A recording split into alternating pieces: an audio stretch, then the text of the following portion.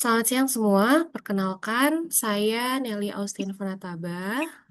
Teman-teman boleh panggil saya dengan Nelly. Teman-teman juga boleh panggil saya kakak, boleh panggil saya ibu, terserah, sesuka teman-teman saja. Kebetulan saya di sini dipercayakan untuk mengajar teman-teman dan juga membimbing sekaligus untuk mata kuliah metode penelitian.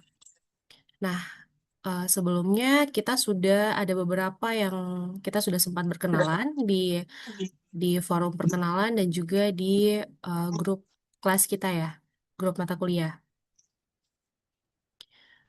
Nah, sebelum saya memulai, saya eh, ingin berkenalan dengan teman-teman. Tolong teman-teman perkenalan sedikit saja terkait dengan nama dan juga jurusannya.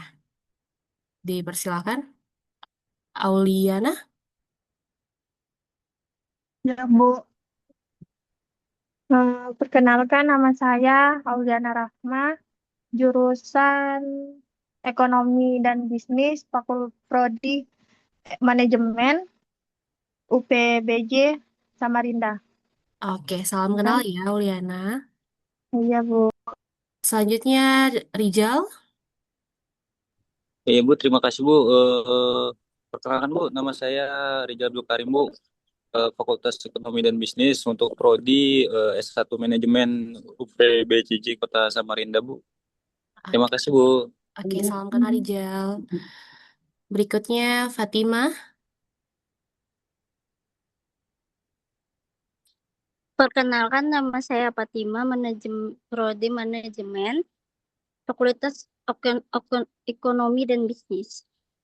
Oke, salam kenal ya, Fatimah. Berikutnya, Riza.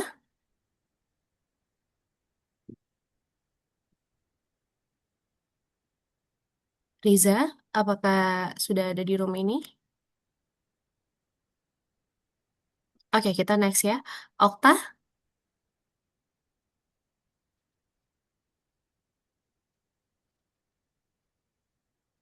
Okta, dipersilakan.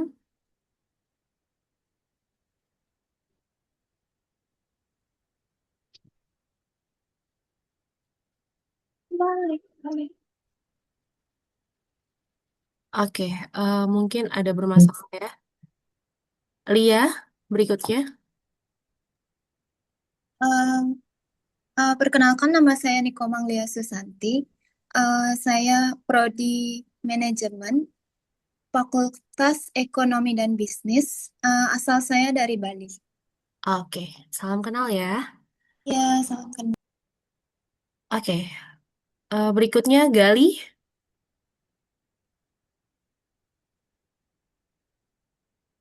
Gali.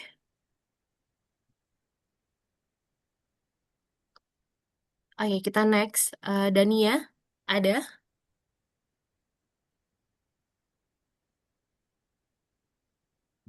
Oke, mungkin ada teman-teman yang di luar atau sedang melakukan aktivitas lain, jadi kita lanjut saja langsung ke materinya ya teman-teman ya.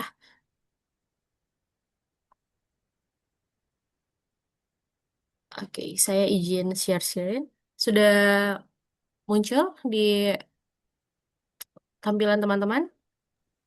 Belum, Ibu.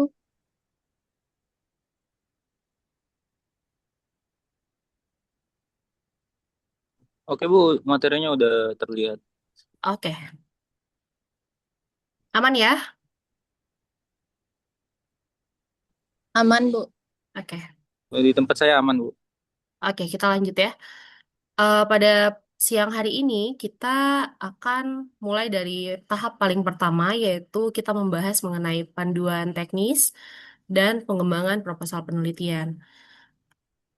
Di sini yang akan kita bahas yang pertama mulai dari pendahuluannya, lalu penentuan topik dan referensinya, terus kerangka proposal penelitian dan juga sistematikanya. Nah, ketika kita masuk di ruang lingkup pendahuluan, saran yang bisa saya kasih untuk teman-teman sebelum kita masuk ke dalam materinya adalah sebelum teman-teman masuk ke dalam tahap pendahuluan, saran dari saya adalah teman-teman mulai untuk mencari topik trending yang sedang sedang tren atau yang ingin teman-teman teliti. Jadi hal ini mengingat untuk mempermudah teman-teman untuk memulai dari sisi pendahuluannya. Nah, ketika kita masuk di dalam ruang lingkup metode penelitian, mata kuliah metode penelitian ini sebenarnya mencakup tentang pembahasan penyusunan proposal penelitian, mulai dari pendahuluan hingga nanti kepada kesimpulan hasil dan juga teman-teman punya penelitian itu seperti apa.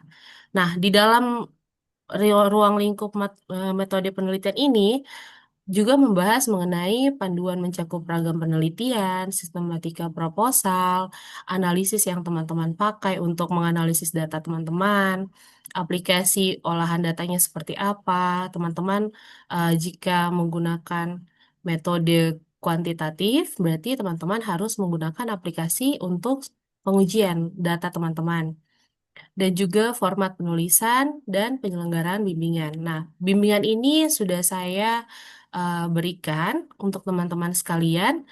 Teman-teman bisa bimbingan dengan saya lewat Telegram yang sudah saya bagikan grupnya. Silakan untuk teman-teman yang belum join, silakan join. Itu teman-teman bisa menanyakan secara personal ataupun di dalam grup, terserah. Itu bebas. Yang penting kita bisa melakukan bimbingan untuk tugas-tugas yang akan teman-teman hadapi nanti. Nah, di sini ada eh, penggunaan di mana yang pertama adalah tentukan jenis penelitian teman-teman. Nah, di sini kenapa kita harus menentukan jenis penelitian terlebih dahulu? Mengingat ketika kita membuat judul, kita harus paham penelitian seperti apa yang akan kita lakukan. Kalau kita melakukan penelitian kuantitatif, maka kita tahu bahwa ketika kita melakukan kuantitatif, otomatis penelitian tersebut itu melibatkan angka dan juga melibatkan alat uji. Namun, kalau teman-teman ingin melakukan penelitian yang saya hanya sekedar ingin melakukan analisa atau menganalisis atau pengembangan analisis, itu teman-teman bisa menggunakan penelitian kualitatif. Adapun juga yang namanya penelitian campuran atau biasanya yang disebut dengan mixed method, di mana teman-teman bisa menggunakan kedua metode tersebut. Nah, contoh, ketika saya membuat suatu penelitian, saya sudah mengambil datanya melalui kuesioner. Saya sebarkan kuesionernya, terus respondennya sudah mengisi kuesioner tersebut, lalu saya mengolah data dari kuesioner tersebut. Tapi untuk saya mencari tahu tentang eh, sebenarnya kuesioner tersebut dia sudah layak atau tidak, atau dia sesuai atau tidak, atau dia sudah bisa menjawab penelitian saya atau tidak. Kalau misalnya teman-teman rasa kurang, teman-teman boleh menggunakan mixed method, yaitu menggunakan metode wawancara. Metode wawancara ini biasanya ada di metode kualitatif. Jadi untuk membedakan antara kuantitatif, kualitatif, dan mixed method, itu teman-teman bisa lihat dari teknik penggunaan atau pengambilan datanya. Lalu, pastikan bahwa topik teman-teman itu sudah pasti dan juga terbaru. Jadi jangan melakukan penelitian atau mengambil topik yang sudah banyak diambil oleh orang lain. Jadi teman-teman bisa search di Google atau paling gampang teman-teman bisa lihat dari Google Scholar itu seberapa banyak penelitian yang sudah mengambil topik tersebut sesuai dengan topik yang teman-teman sudah mau ambil ya. Lalu ketiga ada tetapkan jenis penelitian yang akan dilakukan. Nah, itu jenis penelitiannya ini kita bisa pilih jenis apa yang saya mau meneliti. Entah itu saya hanya mau mengambil eh, sekunder atau primer, itu teman-teman harus tahu jenisnya seperti apa. Nah, lalu kedua, kita bisa pelajari aplikasi pengolahan data. Nah, sebelumnya saya belum tahu nih, teman-teman sudah mendapatkan praktek atau mata kuliah yang membahas mengenai pengolahan data atau aplikasi pengolahan data seperti SPSS, Smart PLS, itu saya belum tahu. Nanti sebentar kita diskusi ya. Nah, aplikasi-aplikasi pengolahan data ini sebenarnya untuk apa? Untuk membaca dan mengolah data yang teman-teman sudah dapati. Dari hasil apa? Dari hasil kuesioner. Seperti itu. Lalu pilih aplikasi pengolah data sesuai yang paling sesuai dengan karakteristik data dan topik penelitian. Usahakan kalau teman-teman mengambil penelitian yang menggunakan aplikasi penelitian seperti SPSS atau Smart PLS atau SAM PLS, itu teman-teman bisa menggunakan yang sebenarnya aplikasi tersebut dia bisa menjawab penelitian teman-teman. Contoh seperti dia bisa menjawab eh, teman-teman punya dugaan atau yang biasa disebut dengan hipotesis. Seperti itu. Nah, lalu yang ketiga, tulis proposal penelitian. Maksudnya apa?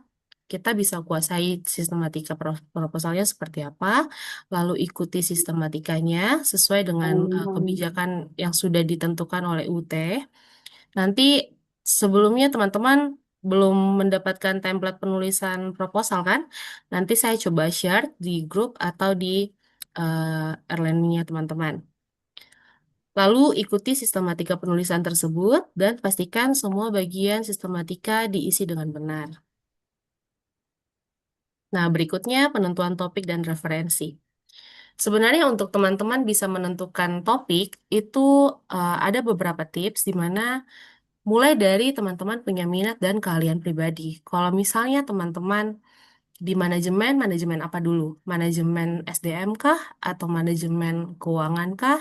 Nah, kita bisa spesifikkan topik tersebut yang akan teman-teman teliti mulai dari minat dan keahlian pribadi. Kalau teman-teman rasa topik itu sesuai dan bisa sesuai dengan teman-teman punya kemampuan, ya silahkan. Nanti saya tinggal bantu mengarahkan. Seperti itu. Jadi, jangan mencari topik dari hasil yang sebenarnya bukan teman-teman punya kemampuan ada di situ, tapi teman-teman mencoba ambil. Itu agak rentang ya. Lalu kedua ada tips di mana teman-teman bisa membaca literatur dan tren terbaru. Nah, di sini kalau membaca literatur itu niatnya untuk apa? Untuk teman-teman itu bisa mendapatkan gap. Jadi untuk mendapatkan gap itu teman-teman harus banyak membaca dari mungkin penelitian-penelitian terbaru. Salah satunya mungkin dan teman-teman bisa membaca dari Google Scholar seperti itu. Nah, di sini juga saya sudah sertakan gunakan sumber-sumber seperti Google Scholar, ResearchGate, Scopus. Tapi kalau untuk Scopus ini kan ada batasan-batasannya ya untuk memasuki dia punya universitas, terus kita buka di bagian Scopusnya, lalu kita lihat hasil penelitiannya. Itu biasanya dikunci atau hanya orang-orang tertentu saja bisa masuk. Nah, lalu ada juga portal Garuda dan Neliti. Bisa juga teman-teman buka dari Sinta. Langsung buka dari Sinta, terus teman-teman eh, login ke bagian universitasnya. Terus teman-teman bisa lihat karya-karyanya. Seperti itu. Lalu yang ketiga, ada identifikasi masalah nyata. Nah, identifikasi masalah nyata ini yang bisa saya share ke teman-teman adalah teman-teman baca dari berita. Jadi cari berita terkini, masalah apa yang sedang terjadi. Nah, kalau di tahun sekarang, saat ini, apa yang bisa saya angkat dalam penelitian saya? Seperti itu. Jadi teman-teman dibebaskan untuk mencari masalah yang sebenarnya teman-teman dapat itu sendiri. Jangan pernah cari masalah lewat AI karena terkadang AI itu dia hanya memberi masalah yang sebenarnya itu bukan masalah dan itu sudah banyak terjadi dan sudah banyak diteliti. Dia hanya mengulang lagi seperti itu. Nah, lalu yang keempat, tentukan fokus atau spesifikasi topik. Nah, di sini hindari topik luas seperti kinerja karyawan. Itu jangan dipakai karena itu sudah termasuk dalam topik yang eh, sudah lampau. Waktu sebelum saya kuliah juga itu sudah banyak dipakai. Jadi untuk saat ini jangan kurang-kurangilah dipakai untuk yang namanya membahas mengenai kinerja karyawan. Bisa pakai kinerja karyawan, tapi dimodifikasi. Dengan apa? Dengan mungkin dengan variabel lain kah? Itu bisa di mix seperti itu. Nah, kelima, kita bisa menggunakan kerangka gap atau penelitian di mana kita harus mencari penelitian tersebut itu belum banyak diteliti. Kalau dia belum banyak diteliti, teman-teman ketika mengambil judul tersebut, dosen pembimbing atau dosen penguji mereka akan tertarik untuk membacanya. Kenapa? Karena eh, judul itu tidak membosankan. Biasanya itu kita membuat judul, kita hanya menyertakan sesuai dengan apa yang kita pahami. Tapi ketika itu dibaca oleh dosen, judul tersebut itu jika kita mendapat dosen yang sudah banyak pengalamannya, mereka akan menilai bahwa judul itu sudah sangat eh, banyak diteliti dan itu mereka bisa bosan. Jadi usahakan teman-teman mencari topik atau penelitian yang belum banyak diteliti oleh penelitian-penelitian sebelumnya. Lalu ada masalah nyatanya. Ini tips-tipsnya ya. Lalu dapat diteliti. Dapat diteliti ini maksudnya apa? Mulai dari dia punya datanya, datanya itu bisa diambil atau tidak. Lalu waktu yang teman-teman pakai untuk mencari atau mendapatkan responden atau mendapatkan hasil dari penelitian teman-teman itu berapa lama jangka waktunya. Kalau bisa, jangan lama-lama. 1 bulan itu saya sudah cukup sebenarnya untuk mendapatkan data. Seperti itu ya.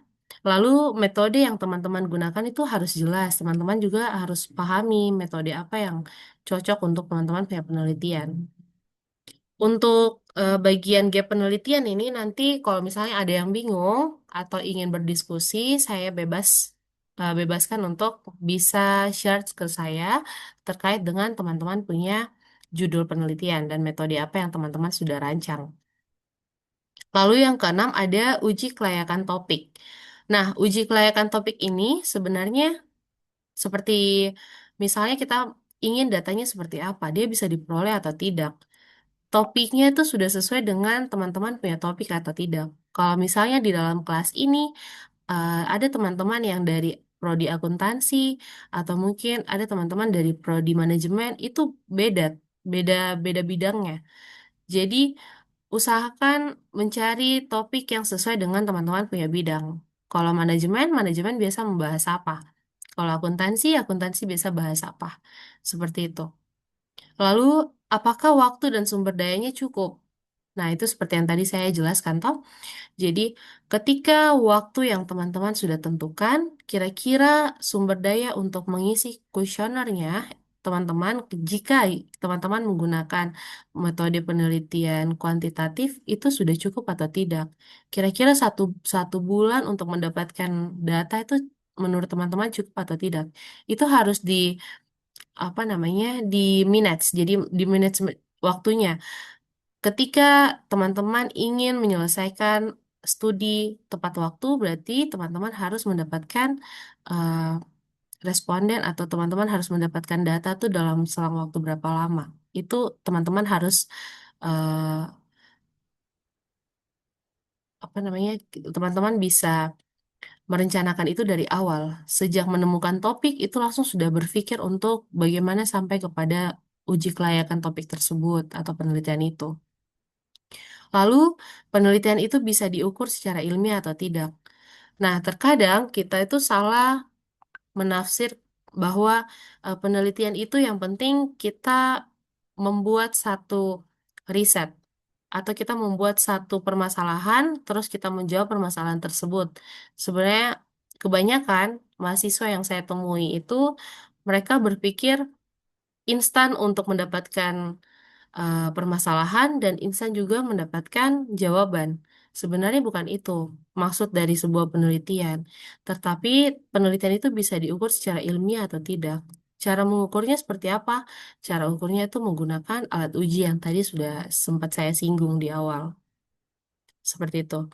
Nanti kalau misalnya teman-teman ada yang belum mengerti, nanti kita bahas lagi. Nah, di sini saya menyertakan beberapa referensi untuk mencari judul atau membantu mencari topiknya teman-teman, di mana ada Google Scholar, ada Scopus, ada Open Knowledge Maps, ada ResearchGate, dan lain-lain.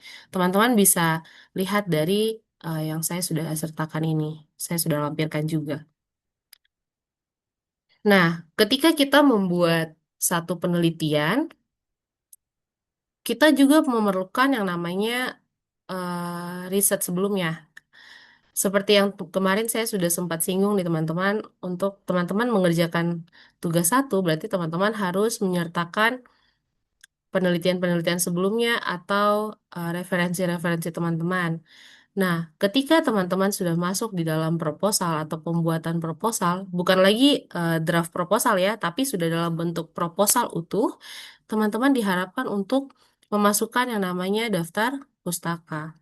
Nah, teman-teman bisa menggunakan aplikasi Mendeley atau Zotero, seperti itu. Iya, bagaimana Rizal? Izin bertanya Bu, itu yang tugas satu, yang poin kedua itu, yang perintahnya itu mencari, membaca, merangkum 10 referensi itu kan, itu tuh eh, pengumpulannya itu apakah ditulis atau dimasukkan dalam bagian penelitian Bu, yang terdahulu dan landasan teorinya? Oke, sebelumnya kalau tidak salah Rizal ini sudah mendapatkan topik ya? Iya Bu. Oke, nah topik Rizal itu bisa mendapatkan judul dari penelitian sebelumnya itu kira-kira ada berapa banyak topik? Ya, Ada yang sudah dikerjakan? belum sih Bu.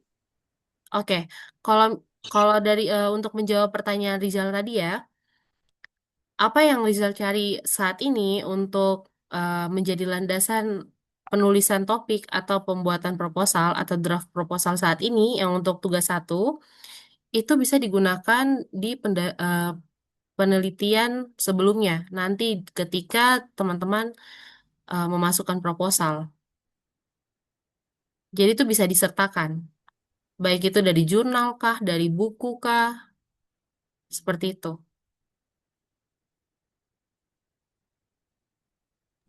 Oke Bu, oke Bu. Oke, saya lanjut ya. Terima kasih Bu. Iya, sama-sama. Nah, selanjutnya kita masuk ke dalam kerangka proposal penelitian. Di sini ciri-ciri untuk kita melihat kerangka proposal itu yang pertama bersifat sistematis. Maksudnya apa? Disusun secara berurutan dan logis. Terkadang kita menulis proposal itu kita tidak tahu urutannya. Mulai kita harus menjelaskan dari posisi mana.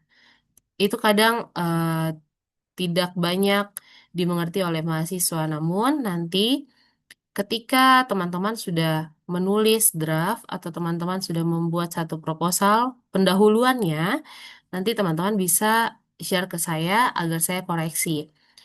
Karena biasanya kebanyakan ketika teman-teman eh, menjelaskan mulai dari pendahuluan itu sering tumpang tindih. Jadi ada pembahasan yang sebenarnya sudah dibahas di bagian paragraf atas, tapi diulang lagi di paragraf di bawah-bawahnya.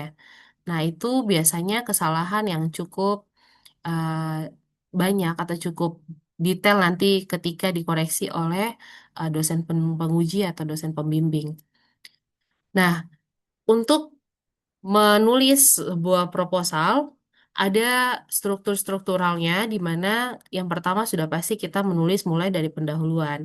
Jadi, untuk memulai satu penelitian, kita harus menjelaskan terlebih dahulu penelitian itu kenapa dilakukan. Kira-kira apa yang mendasari atau riset gapnya itu seperti apa. Itu semuanya ada di dalam pendahuluan. Nah, lalu dijabarkan juga di dalam bab 2 yaitu kajian pustaka. Kajian pustaka ini biasanya bisa menjelaskan tentang variabel yang teman-teman pakai di topik penelitian dan juga bisa menjelaskan teori apa yang teman-teman mau pakai. Seperti itu. Lalu ada bab 3. Setelah bab 2, teman-teman bisa masuk langsung di bab 3 yaitu metode penelitian. Di dalam metode penelitian ini banyak versi. Kalau teman-teman yang mengambil metode penelitian kualitatif, di bagian metode penelitian di bagian bab tiganya itu akan berbeda dengan teman-teman yang mengambil metode kuantitatif. Nanti kita akan bahas di slide berikutnya. Nah, artinya apa? Alur berpikir dari teman-teman punya topik yang sudah diambil itu harus berjalan sesuai dengan struktural akademik. Jadi maksudnya apa? Mulai dari masalah, teorinya seperti apa, metodenya harus bagaimana. Jadi metode ini sering digunakan untuk menjawab teman-teman punya masalah yang di depan, yang teman-teman jabarkan di pendahuluan. Seperti itu. Lalu yang kedua, masih berbentuk garis besar atau outline. Maksudnya apa? Belum berupa paragraf panjang. Jadi teman-teman bisa untuk menjawab yang tugas satu, teman-teman bisa mengikuti ciri-ciri ini untuk menulis dan juga mengumpulkan kepada saya, nanti saya tinggal koreksi. Itu belum berupa paragraf panjang ya, jadi masih dalam bentuk draft. Lalu masih berupa poin-poin utama, contohnya latar belakang, fenomenanya apa, gap risetnya seperti apa, lalu urgensi. Urgensi ini sebenarnya lebih kepada kenapa penelitian itu harus dilakukan. Jadi kalau teman-teman mengambil misalnya ya, pengaruh digitalisasi keuangan di masa Gen Z seperti itu ya, atau Gen Z. Itu kira-kira kenapa? Urgensinya apa? Kenapa penelitian itu sangat penting harus diambil? Menurut teman-teman apa? Itu harus dijelaskan di dalam proposal. Karena ketika teman-teman sudah mendapatkan judul atau teman-teman sudah mendapatkan poin atau topik, nanti ketika teman-teman ditanyakan sama dosen penguji, kenapa kamu melakukan penelitian ini? Kenapa penelitian ini penting untuk dilakukan? Itu teman-teman harus mempunyai jawaban tersendiri. Seperti itu. Cara menjawabnya dari mana? Mulai lihat dari kebaruannya. Makanya kenapa tadi saya sempat bilang bahwa teman-teman mencari topik yang dia terbaru. Jadi kenapa dia harus penting? Oh iya, karena topik ini sedang dijalankan mulai dari tahun ini sampai masih berjalan sampai sekarang, atau misalnya cara jawabnya itu karena pada zaman sekarang ini banyak sekali perubahan, mulai dari yang dulunya mungkin banyak manualisasinya, sekarang semuanya serba digital. Nah, seperti itu. Banyak urgensi-urgensi yang sebenarnya bisa dipakai, tapi harus sesuai dengan topik penelitian teman-teman. Nah, rumusan masalah cukup 2 sampai 3 pertanyaan. Jadi, biasanya teman-teman ada yang rumusan masalahnya cuma satu, lalu dia punya tujuan ada 3. Itu sebenarnya nggak bisa. Dia harus sama. Rumusan masalah sama tujuan penelitian itu harus sama. Rumusan masalahmu 3 berarti tujuanmu juga harus 3. Karena tujuan itu dia menjawab kamu punya rumusan masalah. Jadi cukup 2 sampai 3. Biasanya kalau teman-teman yang mengambil metode kuantitatif, itu 3 pertanyaan itu menjelaskan variabel satu, variabel 2, atau variabel 3. Tergantung dengan berapa banyak variabel yang ada di dalam judul teman-teman atau dalam penelitian teman-teman. Seperti itu. Jadi, kerangka itu sama dengan rangka, belum isi lengkap. Masih yang dalam bentuk draft. Seperti ada ya teman-teman yang sudah mengumpulkan tugas satu, itu mereka sudah cukup baik menjawabnya karena sudah menyertakan draft. Dia punya penelitian mulai dari pendahuluannya seperti apa, latar belakangnya bagaimana, seperti itu, secara garis besarnya. Lalu yang ketiga, fokus pada komponen utama proposal, di mana kerangka hanya memuat bagian penting seperti judul, latar belakang, rumusan masalah, tujuan penelitian, kajian teori apa yang digunakan dalam penelitian tersebut, lalu metode penelitiannya apa. Nah, di sini saya ada highlight di mana tidak perlu detail seperti hasil analisis atau pembahasan, karena kita masih membahas terkait dengan proposal. Lalu ada logis dan konsisten, di mana teman-teman ketika membuat satu penelitian harus ada keterkaitan. Jangan di pendahuluan dijelaskan lain, nanti di masalah jelaskan lain, nanti di pembahasan jelaskannya lain, atau metodenya yang dipakai tidak mencerminkan masalah apa yang sedang teman-teman eh, ingin telusuri atau teman-teman ingin teliti. Biasanya begitu. Jadi, untuk bisa menjadi satu penelitian yang baik, berarti masalah, tujuan, metode itu harus nyambung. Seperti itu. Caranya bagaimana? Teman-teman bisa baca dari eh, contoh-contoh referensi yang tadi sudah saya berikan. Bisa juga teman-teman bertanya kepada saya, apakah ini sudah cukup menjawab permasalahan teman-teman kah atau tidak? Seperti itu. Lalu tidak boleh meloncat-loncat. Maksudnya apa? Tidak boleh jelaskan eh, setelah misalnya kita jelaskan masuk di dalam pendahuluan. Kita jelaskan mulai dari yang paling umum dulu, lalu kita jelaskan mulai menurun sampai kepada kita punya detail penelitian itu seperti apa, sesuai dengan judul teman-teman.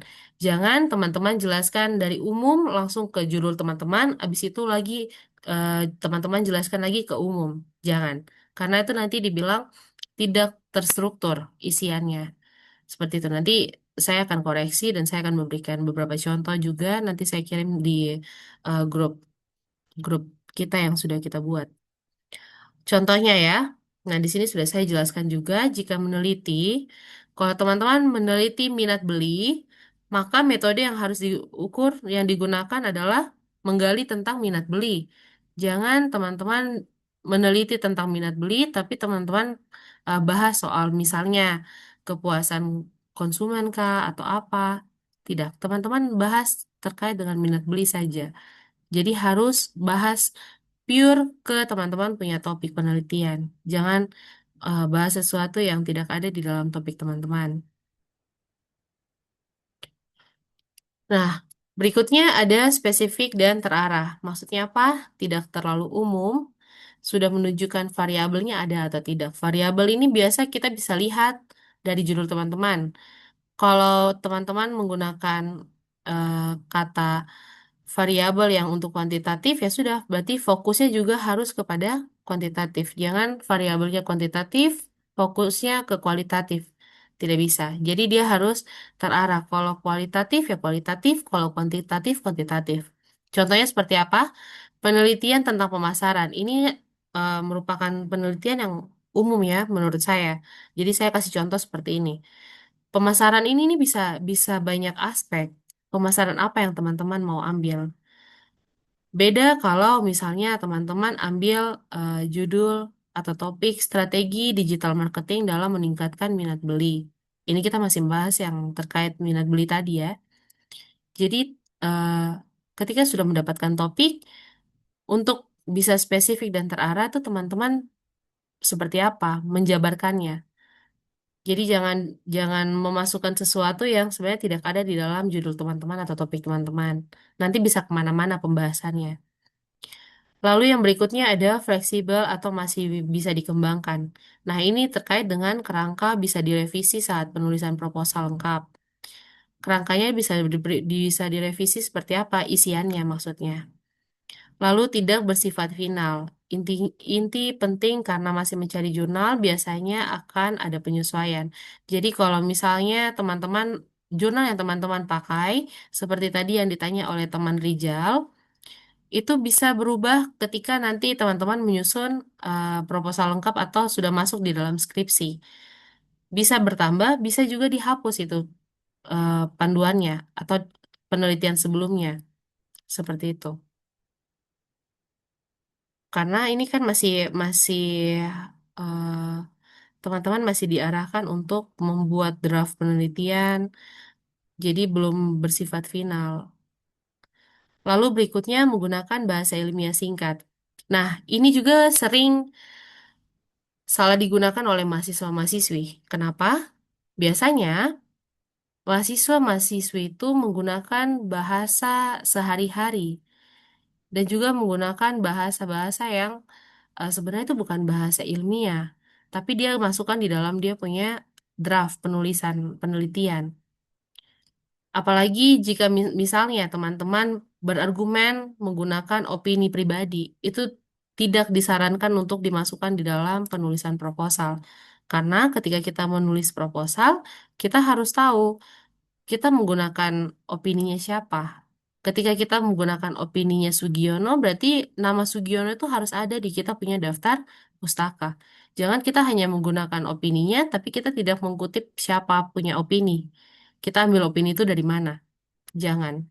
Sama juga ketika kita menuliskan sesuatu. Misalnya ya, kita tulis, menurut saya saya melihat bahwa di daerah daerah misalnya daerah Jawa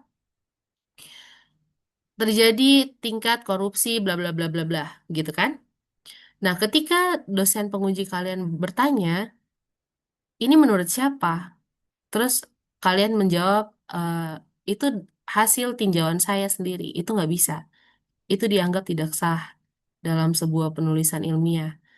Jadi apapun yang dimasukkan di dalam penulisan proposal ilmiah itu harus ada daftar pustakanya, harus ada referensinya. Itu kalian dapat referensi dari mana? Dari berita kah? Atau dari buku yang kalian baca kah? Atau dari penelitian sebelumnya kah? Itu harus jelas. Lalu menjadi panduan penulisan proposal. Hal ini sebenarnya berfungsi sebagai peta dalam menulis dan juga membantu agar penulisan tidak keluar dari topik. Sebelumnya saya kurang tahu. Sepertinya sudah ada panduannya dikeluarkan oleh UT. Jadi teman-teman bisa lihat panduan penulisan proposalnya itu seperti apa. Mulai dari penggunaan font, eh, dan dia punya struktural. Tapi kalau untuk template-nya, nanti saya bisa share ke teman-teman, saya bisa bagikan. Nah, ini merupakan judul-judul penelitian ya. Contoh judul bidang pemasaran, misalnya, analisis strategi digital marketing dalam meningkatkan minat beli konsumen pada produk skincare. Studi kasusnya pada brand apa? Itu contohnya. Nah, di sini kalau teman-teman lihat kata analisis strategi digital marketing dalam meningkatkan minat beli konsumen pada produk skincare. Berarti kita bisa lihat analisis ini dia menggunakan metode apa? Kalau kata analisis biasa terkenal dengan namanya metode kualitatif. Tapi berbeda jika di awal judul dia menggunakan pengaruh strategi atau pengaruh digitalisasi marketing. Nah, itu berarti beda lagi metodenya. Dia pasti menggunakan metode kuantitatif. Nah, teman-teman bisa lihat di sini saya sudah jabarkan sedikit mulai dari pendahuluan. Ingat, di dalam pendahuluan ini isinya apa? Ada latar belakang, ada rumusan masalah, ada tujuan penelitian, ada manfaat penelitian. Nah, kalau latar belakang ini, teman-teman bisa jelaskan perkembangannya seperti apa. Tapi kalau di sini kita bahas terkait dengan digital marketing, berarti perkembangan digital marketing di era modern dan secara luas itu seperti apa. Bisa teman-teman ambil dari luar negeri sampai teman-teman jabarkan di dalam negeri atau Indonesia, terus teman-teman jabarkan lagi lebih spesifik sesuai dengan topik teman-teman, itu lebih bagus lagi. Lalu perannya seperti apa? Ini untuk kita membahas judul yang saya contohkan ya. Lalu perubahan perilaku konsumennya itu seperti apa? Lebih interaktif kah atau berbasis digital kah? Itu teman-teman jelaskan. Lalu pentingnya memahami strategi ini bagaimana? Itu dijelaskan semua di dalam pendahuluan atau latar belakang. Lalu, alasan menggunakan pendekatan kualitatif. Kan ini kita membahas yang saya kasih contoh ini analisis toh. Jadi, alasan menggunakan kualitatif itu apa? Kenapa penelitian ini dia menggunakan pendekatan kualitatif? Itu semua dijelaskan di dalam latar belakang. Lalu, yang terpenting adalah fenomenanya. Fenomenanya tuh perlu dijelaskan di dalam latar belakang. Kenapa? Karena dia menjadi dasar untuk bisa dikembangkan di dalam tinjauan pustaka hingga kepada pembahasan nanti. Seperti itu. Nah, ini juga contoh-contoh rumusan masalah, tujuan penelitiannya, manfaat penelitian. Nah, ketika kita bicara soal manfaat penelitian ini teman-teman kalau bisa dijelaskan, jelaskan secara teoritis, praktis, dan juga akademis. Jadi, maksudnya apa? Teman-teman, penelitian ini nih cocok atau penelitian ini penting karena apa? Dia bisa menjawab secara teori kah? Dia bisa menjawab dari sisi praktisnya kah?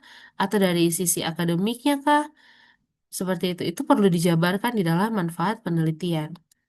Lalu bab 2 itu kita membahas terkait dengan tinjauan pustaka. Tinjauan pustaka ini biasa berisikan landasan teorinya, penelitian terdahulu, kerangka pemikirannya. Seperti itu. Nah, landasan teori ini seperti yang tadi saya sudah jelaskan. Biasanya kalau teman-teman yang menggunakan eh, penelitian kualitatif itu biasanya mereka menjelaskan teori apa yang bisa mendasari penelitian mereka. Teori itu kan banyak, apalagi misalnya mengenai manajemen. Teman-teman cari teori apa yang biasanya dipakai dalam penelitian di prodi manajemen, seperti itu. Lalu jangan lupa untuk menjelaskan variabel-variabel yang ada di dalam penelitian tersebut. Itu semuanya dijelaskan di landasan teori. Lalu sertakan juga yang namanya penelitian terdahulu. Nah, biasanya kalau saran saya untuk rapih dan juga terstruktur penulisan teman-teman, teman-teman bisa buat dalam bentuk matriks. Itu jauh lebih bagus. Nanti kalau ada yang butuh contoh matriksnya, nanti bisa saya bagikan. Lalu yang berikutnya ada kerangka pemikiran. Nah, kerangka ini bisa dalam kerangka konseptual atau kerangka penelitian. Tergantung dengan variabel teman-teman. Jadi, sebelum masuk ke kerangka, kerangka pemikiran atau kerangka penelitian, teman-teman berpikir dulu untuk mencari topik dan juga penelitian seperti apa yang ingin teman-teman ambil. Nah, ini contoh bab 3. Di dalam bab 3 ini metode penelitian membahas tentang jenis pendekatannya, lokasi dan objek penelitiannya seperti apa, informan penelitiannya itu siapa-siapa. Biasanya kalau teman-teman yang mengambil metode kuantitatif, saya anjurkan untuk respondennya harus lebih dari 30 responden agar ketika diuji itu hasilnya lebih baik dan bisa eh, bisa dipercaya begitu sama orang yang baca. Karena kalau tidak atau kalau kurang dari 30 responden biasanya hasilnya tidak mencerminkan penelitian kamu akan jadi seperti apa atau pembahasan kamu akan seperti apa. Seperti itu. Jadi saran saya paling paling mendasar adalah untuk teman-teman melakukan penelitian harus tahu dulu respondennya ini sebenarnya butuh berapa banyak orang. Seperti itu. Nah, lalu teknik pengumpulan datanya harus seperti apa? Dia menggunakan teknik apa? Wawancara kah, observasi kah, dokumentasi kah, itu semua disertakan di dalam metode penelitian. Lalu teknik analisis datanya terus pakai apa? Seperti yang tadi saya sudah jelaskan, teknik analisis data ini dia bisa menggunakan metode apa? Dia menggunakan aplikasi apa untuk teknik analisis datanya? Kalau misalnya teman-teman metode kualitatif, berarti teknik analisis datanya seperti apa? Apakah teman-teman menggunakan teknik literatur kah? Atau teman-teman yang misalnya menggunakan metode kuantitatif, teman-teman menggunakan alat analisis apa? Bisa SPSS, bisa Smart PLS, bisa SAM PLS, Innova, dan lain-lain. Nah, lalu ada uji keabsahan data, dan juga yang terakhir ada teknik keabsahan dan kredibilitas. Seperti itu. Selanjutnya ada sistematika proposal. Sistematika proposal ini sama kurang lebih dengan yang sebelumnya saya jelaskan. Sudah pasti ada latar belakang, rumusan masalah, itu yang ada di pendahuluan. Nah, ini hanya saya jabarkan saja. Kalau teman-teman bingung, teman-teman bisa lihat dari saya punya eh, PPT ini. Nanti saya share juga. Ini terkait dengan bab 2 tinjauan pustaka dan lain-lain.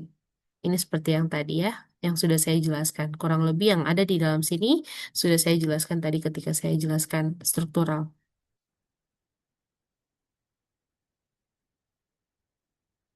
Oke, ada pertanyaan?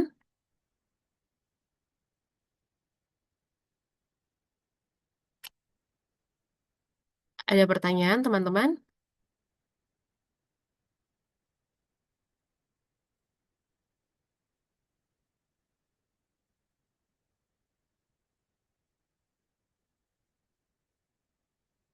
Halo, ada pertanyaan? Belum ada, Bu. Berarti sejauh ini sudah paham ya? Mudah-mudahan nanti kalau kurang paham, nanti lihat rekaman dan bertanya pada Ibu. Oke. Eh, Selain Rijal sama siapa ya kemarin yang sudah memberikan judulnya, ada yang belum memasukkan judul untuk didiskusikan?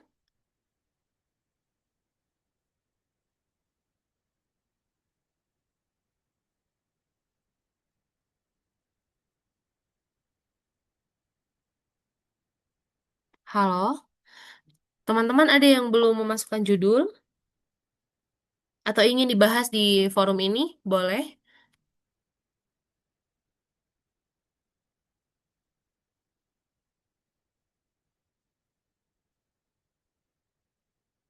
Atau masih bingung soal penentuan judul?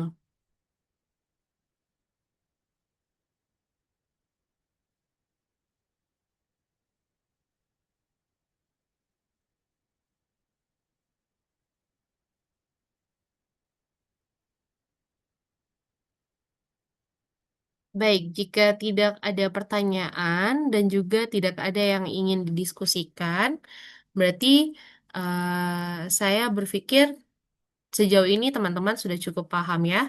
Nanti kalau misalnya ada yang belum paham untuk pengerjaan tugas satu, teman-teman bisa bertanya langsung kepada saya. Tapi saya anjurkan untuk teman-teman bertanya lewat Telegram. Karena saya tidak setiap hari membuka e-learning, jadi takutnya kelewatan dengan chat teman-teman. Oke, ada pertanyaan?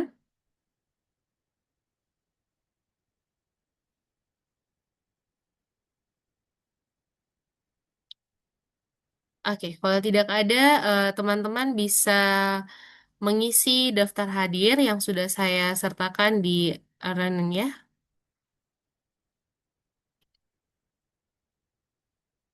Itu langsung diklik aja Kak Bu atau gimana cara ngisinya ya? Tadi Iya, saya klik coba aja. ngisi. Klik aja ya? Ya, kalau memang nggak Oke. bisa nanti saya isi manual aja nggak apa-apa. Oke Bu, nanti saya coba dulu Bu ya. Oke, Makasih Bu. iya sama-sama. Oke, jika tidak ada pertanyaan,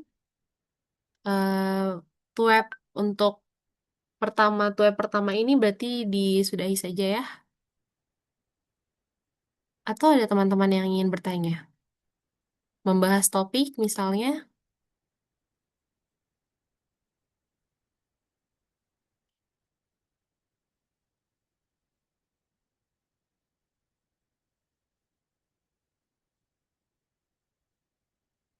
Oke, saya rasa sepertinya sudah tidak ada ya. Baik, terima kasih teman-teman untuk waktu dan kesempatannya. Jika ada yang perlu ditanyakan, tolong untuk didiskusikan secara langsung kepada saya. Dan juga kalau misalnya ada teman-teman yang ingin berdiskusi terkait dengan topik penelitiannya, bisa langsung personal chat ke saya. Oke, selamat siang semua. Selamat siang Bu Nelly. Terima kasih ya. Terima kasih. Izin lift Bu. Iya.